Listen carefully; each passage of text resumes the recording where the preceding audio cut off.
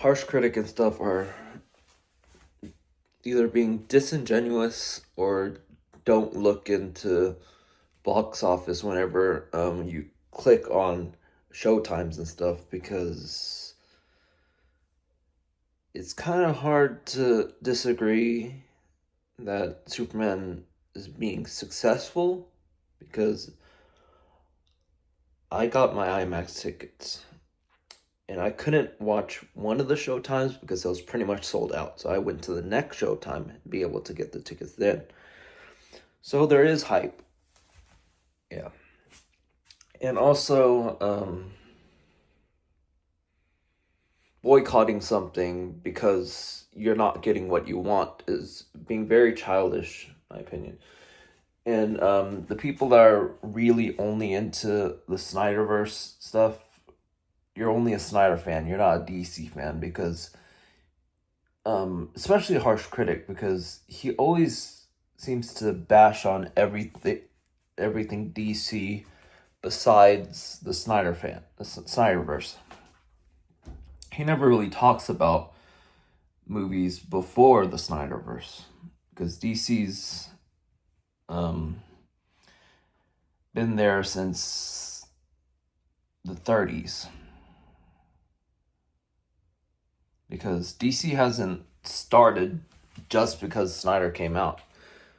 But they seem to only care about the Snyder stuff. And also, whenever Zack Snyder directs another movie, they don't support that movie. They only support Zack Snyder when he does DC stuff, not other movies. That's interesting. Because no one really wants to talk about the Guardians of Gaul, the animated movie that Zack Snyder directed about owls.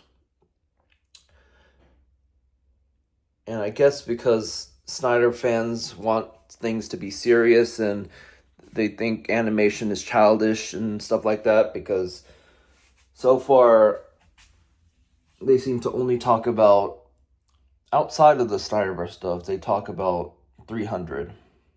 They rarely talk about Dawn of the Dead because James Gunn wrote it. But yeah, it seems like